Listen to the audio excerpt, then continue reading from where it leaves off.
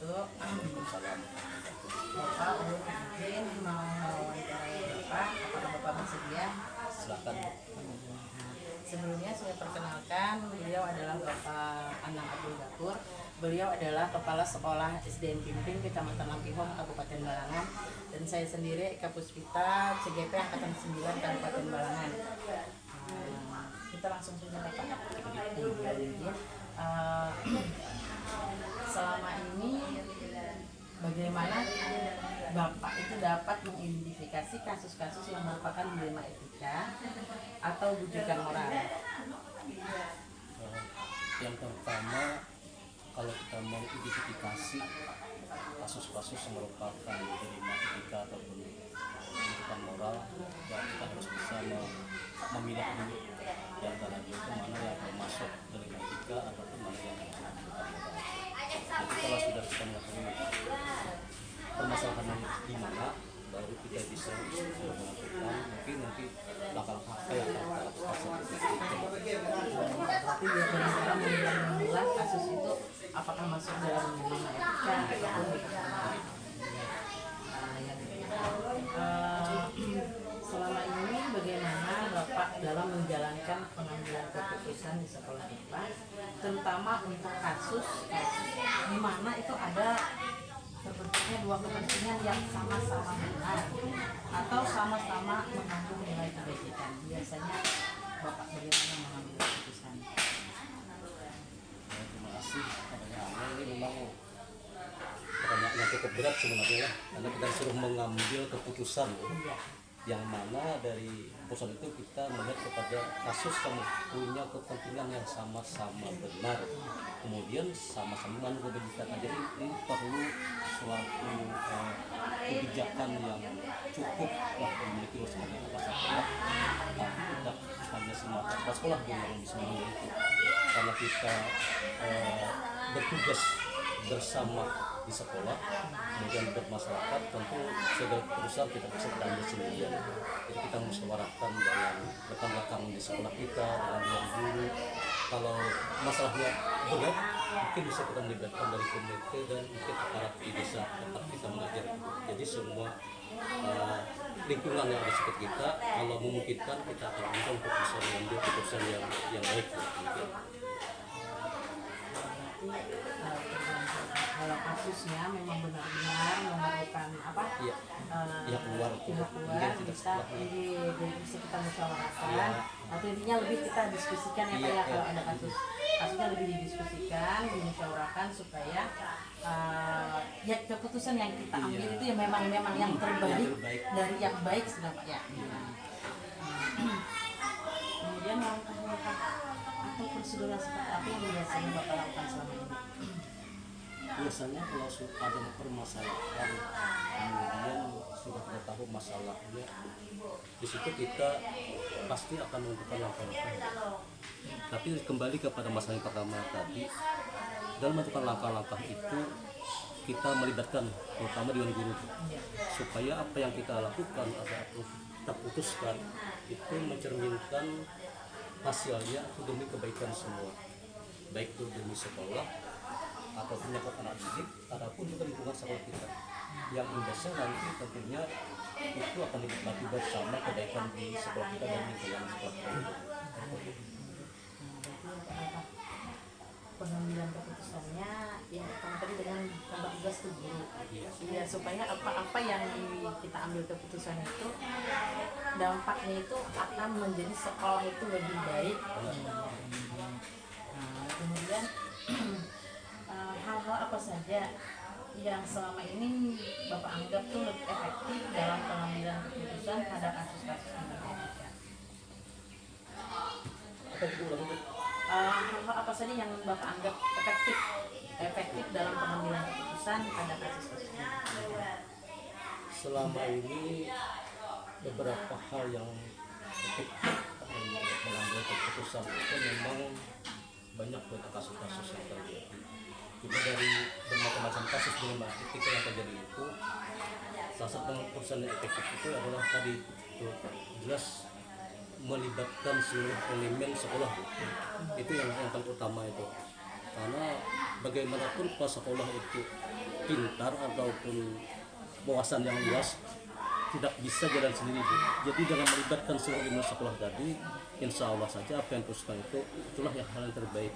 Jadi selama ini kami selalu mengedepankan musyawarah mufakat di sekolah dan mengambil keputusan bersama. Itu kayak pokoknya apapun yang akan diambil itu sudah dimusyawarahkan, sehingga hasil musyawarah itu ibarat kata apabila ada dampak negatif itu seminimal mungkin ya Pak ya. Iya, Dalam kasus-kasus yang pengambilan keputusan, kasus-kasus pengambilan yang pernah Bapak alami, tantangan yang menurut Bapak itu dalam pengambilan keputusan tantangan ini sedikit berkisah lah. Memang banyak permasalahan yang terjadi. Jadi ambil contoh masalah yang mungkin baru saja sekitar 6 bulan yang lalu lah kejadian di sekolah kami itu di sini. Itu ada masalah, kalau sekarang ini zamannya bullying. iya. Dia membuli teman-temannya bahkan sampai intimidasi saja. Jadi yang mengintimidasi ini kelas tinggi, kelas 5.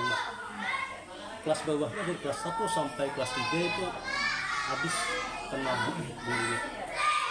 Yang jadi permasalahan ini kalau laki-laki mungkin sering kejadian nih, tapi yang menjadi pelaku utama ini seorang perempuan. Ini yang membuat kami heran dan semacam problem baru ini ya. Apakah jadi melihat masalah itu kami lalu membentuk semacam, dan memang ada suruhan juga dari dinas membentuk semacam tim penanggulangan kekerasan di sekolah itu untuk membicarakan masalah ini. Mengapa kami bentuk itu? Karena permasalahannya sudah sampai ke masyarakat. Ini kan mengkhawatirkan sekolah nih. Kalau masyarakat belum tahu, kalau kita tidak bertindak, nah ini disampaikan meluas, sekolah akan cacat di mata masyarakat.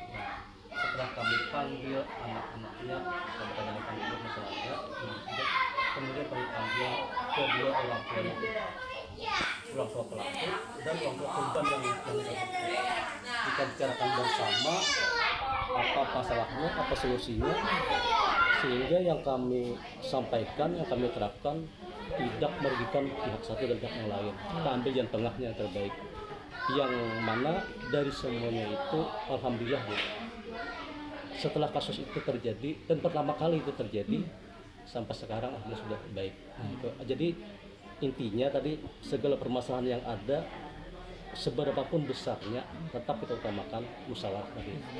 Kalau perlu tadi kan melibatkan orang tuanya kita undang itu. Jadi supaya jangan sampai kita disalahkan oleh masyarakat nantinya kan. Jadi kalau masyarakat sudah nanti beritanya tidak jelas dikembangkan lagi malah biasanya melebar, tidak sesuai dengan fakta yang sebenarnya demikian. Benar Pak. Biasanya yang kecil kalau sudah keluar biasanya jadi besar. Iya, tidak sesuai berita yang masyarakat.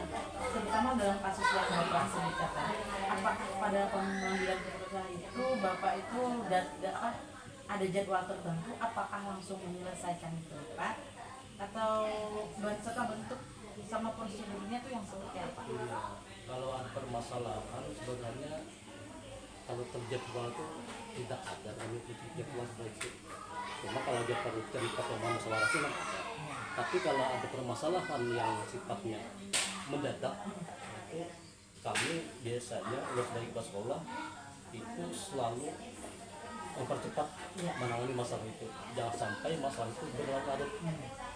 Artinya kalau hari itu kita tahu masalahnya, kita mengetahui, kita panggil dulu semuanya, apa terus permasalahan yang harus kita tangani, masalah seperti apa, pencegahan seperti apa, menangani itu.